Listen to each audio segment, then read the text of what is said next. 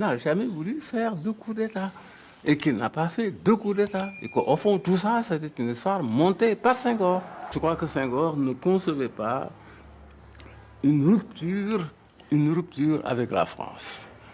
Pourquoi nous avons voté oui en 1958? Parce que nous pensions qu'il fallait aller à l'indépendance, grouper non seulement le Sénégal, mais avec tous nos voisins. S'il y a quelque chose de positif que Senghor ait fait pour l'Afrique, c'est bien cette lutte-là contre la balkanisation.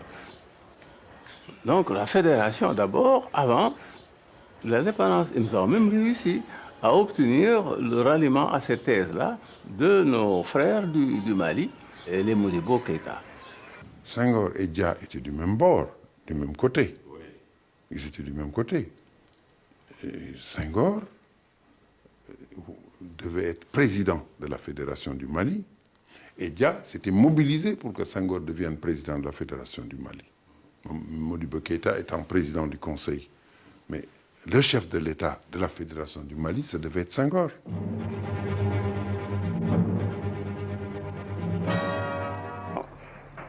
Le Sénégal a été amené à prendre son indépendance, à quitter la Fédération du Mali. Nous ne renonçons pas à cet idéal-là, mais nous avons considéré que précisément pour réaliser ce regroupement, pour aller de l'avant, pour faire un jour l'unité africaine, il était indispensable que nous recouvrions d'abord notre liberté, notre indépendance. Mamadou Dia avait le titre de chef de gouvernement, mais il avait un gouvernement qui définissait et conduisait la politique de la nation. Donc le président du Conseil des ministres avait beaucoup plus de pouvoir qu'un premier ministre d'un régime présidentiel déconcentré. Et donc forcément, il y avait une sorte de réel bicéphalisme à la tête de l'État. Mais le régime de l'exécutif bicéphale, nous en avons fait l'expérience, est vraiment impossible. Moi, j'ai commencé à me poser des questions en août 1962, alors que j'étais gouverneur de la région du Sine-Saloum. Le président Senghor était allé en vacances et le président du Conseil, Mamadou Dia, a fait une tournée à travers le pays, en commençant par le Sine-Saloum. Mais ce que je constatais, c'était que toute référence à Senghor était absente de son discours, axé sur des problèmes de développement, mais en même temps sur une sorte de morale sociale qui demandait au peuple d'être encore plus concerné par la chose publique. Mais j'entends jamais une référence au président de la République à Senghor. Je lui ai posé franchement la question, qu'est-ce qui se passait entre Senghor et lui? Et il m'a répondu, il y a des gens qui veulent briser cette amitié de 17 ans, mais ils n'y arriveront pas. Rassure-toi. Et je suis parti rassuré. Ça n'a pas empêché les événements du 17 décembre de se produire. Un matin, je crois que c'était le 13 décembre, je vais voir Senghor. Il me dit, voilà, il y a des députés qui sont en train de réunir des signatures sous le manteau pour déposer une motion de censure contre Mamadou Dia. Je ne suis pas d'accord avec ces députés du tout. La politique que Mamadou Dia mène, c'est notre politique. La crise politique qui couvait depuis longtemps a finalement éclaté ce matin, alors que les députés s'apprêtaient à se prononcer sur une motion de censure contre le gouvernement de M. Mamadou Dia. À la fois président du Conseil et ministre de l'Intérieur. Mais ces questions de préséance n'expliquent pas tout. Dia, plus radical, n'a pas non plus la même conception du socialisme que Senghor. Pour écarter Dia, Senghor a alors recours à la théorie du complot. Ce n'était pas du tout un coup d'État. Et on avait convoqué le Conseil national du parti, sous la présidence de Senghor lui-même, chef d'État et secrétaire général du parti. Il s'est dissocié du parti pour aller rejoindre le mouvement des députés frondeurs qui étaient en rébellion contre le parti. C'est ça la vérité. Babacar Ba et moi, ce soir-là, nous avons essayé de le convaincre de ne pas du tout s'opposer à ça par la violence. Mais ça, c'est un des défauts de Mamadou Dia. Je prends ma voiture pour aller voir Senghor.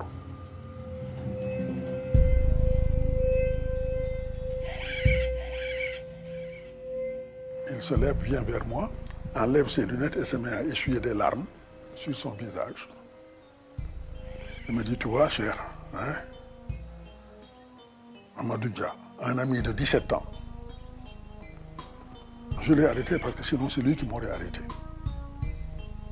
Alors je lui ai dit, Monsieur le Président, je ne suis pas d'accord avec vous pour dire que Mamadou Dia voulait vous arrêter. Je ne pouvais pas imaginer un seul instant qu'il puisse y avoir vraiment un contentieux quelconque entre lui et moi.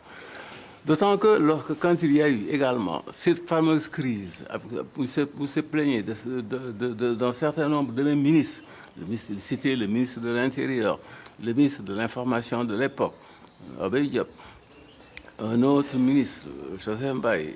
Je lui ai dit, maintenant, je ne peux pas aller plus loin si tu veux. Je suis prêt à m'effacer, à faire campagne à travers le pays pour un régime présidentiel. Il m'a dit, pas question. 7-8 mois après, il me prête cette intention-là à moi de venir lui faire un coup d'État. Je n'ai pas compris ça.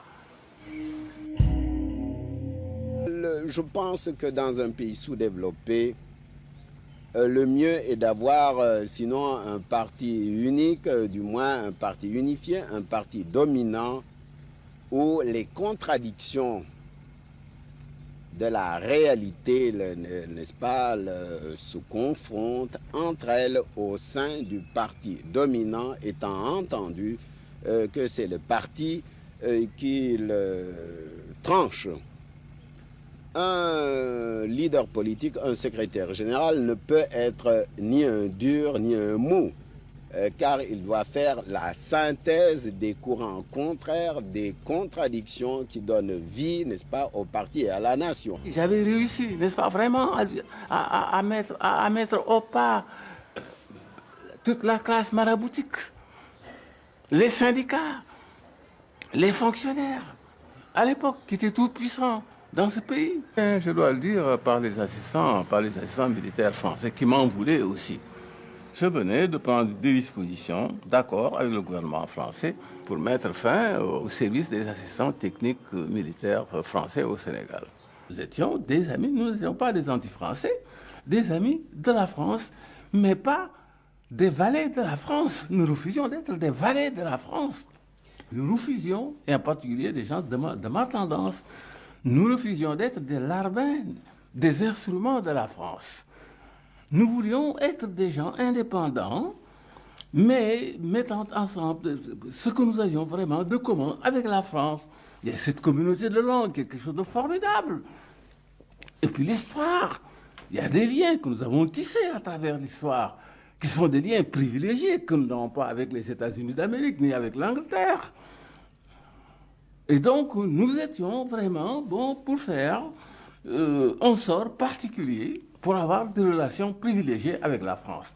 Mais à condition que ça se fasse dans la dignité, dans l'égalité, dans la bonne foi. Dans son réquisitoire nuancé, d'une grande modération, le procureur général, M. Ousmane Camara, avait dit hier: entre ce que Mamadou Dia croyait légal en se basant sur la suprématie du parti et ce qu'est la loi, il y avait un procès.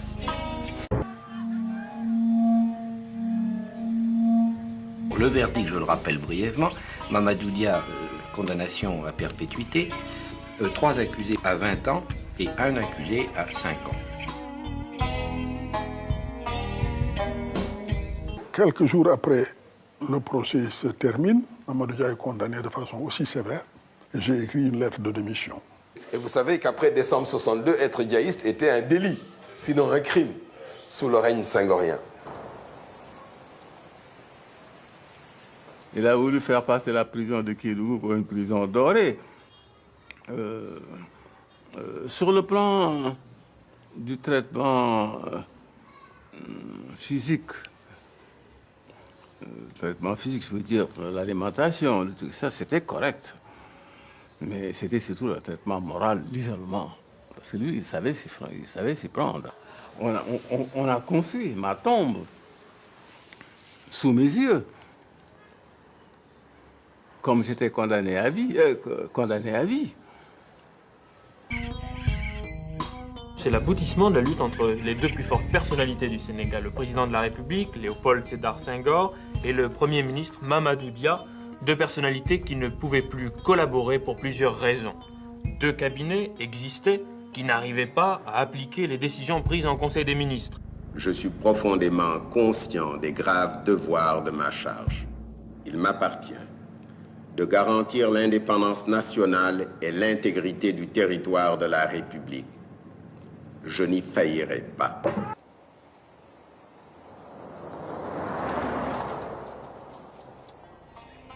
Il faut savoir que Senghor a mis beaucoup de temps à être convaincu de libérer Mamadou Dia. Il faut le savoir. Il a fallu l'intervention de beaucoup de personnes avec insistance. Il disait oui, mais il faut qu'il reconnaisse qu'il a fait un coup d'État. Il faut qu'il se repente de ce qu'il a fait. J'ai encore de la tendresse pour lui. C'est ça qui est extraordinaire. J'ai encore de la tendresse pour lui. Je n'arrive pas à en faire un ennemi. Plus qu'un disciple, ce qu'on appelle aujourd'hui chez nous un baïfal, c'est-à-dire un disciple inconditionnel de Senghor.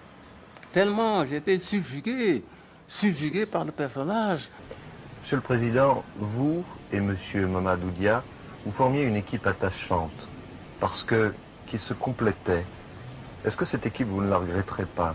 Mais bien sûr, je la regrette. Vous savez qu'il y a 17 ans que je suis lié à Mamadou Dia. C'est moi qui l'ai découvert et qui l'ai poussé à franchir les étapes de la carrière politique, l'une après l'autre. Je le regrette. Malheureusement, vous en voyez les conséquences. J'ai écrit sur le mur un texte du Coran qui m'est venu à l'esprit. قُلْ لَنْ يُصِيبَنَا إِلَّا مَا كَتَبَ اللَّهُ لَنَا هُوَ مَوْلَانَا وَعَلَى اللَّهِ فَلْيَتَوَكَّلِ الْمُؤْمِنُونَ. Pendant 12 ans que je suis resté en prison, Senghor maintenant n'est plus pour rien, personne n'est plus pour rien. Maintenant, c'est une affaire entre Dieu et moi. Il me faut prouver à Dieu que j'accepte la décision. En restant serein, en restant calme, en restant moi-même, en n'ayant de haine contre personne. Et c'est la raison pour laquelle, quand j'ai été gracié par Senghor, quand je suis arrivé, j'ai dit, maintenant, nous nous oublions tout, nous nous embrassons. Ça a été mon geste. Je n'ai pas de rancune sur le plan personnel, je ne peux pas avoir de rancune contre lui. Mais par contre, quand je vois ce qui s'est passé, ce que le Sénégal est devenu, après, à la suite, n'est-ce pas, de ces événements-là de 62, rien que pour des questions de pouvoir parce que pour lui, il s'agit tout simplement de prendre le pouvoir personnel, régner, n'est-ce pas, de façon personnelle, ce machin, sur le Sénégal, pour en arriver là, et toutes les conséquences, n'est-ce pas, que cela a eu, sur le plan de l'évolution de notre pays, alors que nous étions si bien partis. Nous étions un exemple qui aurait pu faire tache d'huile à travers toute l'Afrique. Et peut-être que cet exemple-là aurait évité à l'Afrique tout ce qui est arrivé aujourd'hui. Nos nouvelles dépendances. Tout cela, je dis, ça aurait pu être évité s'il n'y avait pas eu cet acte de folie de sa part, d'égoïsme de sa part, de décembre 1962. Alors je dis que ça, évidemment, c'est quelque chose que je ne peux pas oublier, que je ne peux pas pardonner.